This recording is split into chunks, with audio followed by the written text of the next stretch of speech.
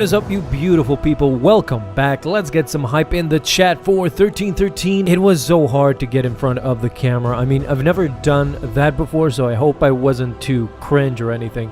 Anyway, today we've all gathered here together to watch Anakin and his long-standing bad relationship with sand.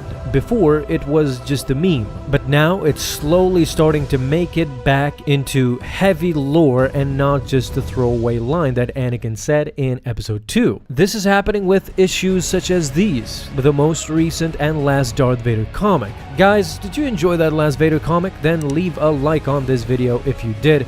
That had to be one of the most legendary Star Wars moments. I was glad to see that I wasn't the only one thinking that way. I mean, for days straight, all of you in the comments were just talking about it, and especially the visions that Dark Anakin / Vader started having, and basically, you could even say that he entered into his own visions. This other world or dimension had never been explored before, so what we got was extremely trippy to say the least, but ultimately Vader realized the truth.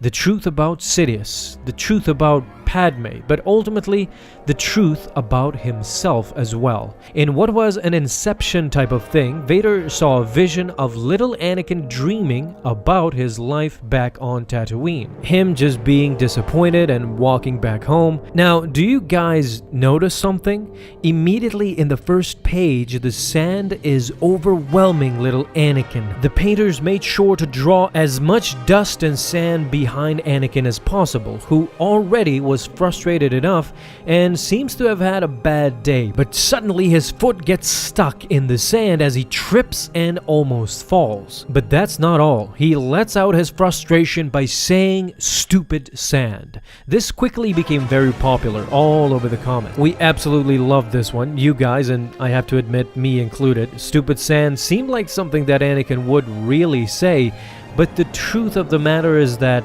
no matter how hard Anakin tried, he would never be able to adapt to not only this stupid sand, but live on this stupid planet also. In fact, what happens next is really interesting and shows the consequences of what stupid sand and Tatooine left on Anakin. He noticed a sinister figure in his shadows, and suddenly his future was realized. Vader came out of the shadow and chased after him. This symbolized that he will never be able to escape his destiny. He wakes up, of course, but in the end, what was the meaning of this entire dream sequence? The truth of why Anakin really suffered wasn't overly complicated, but in some way, his future was going to be filled with sand.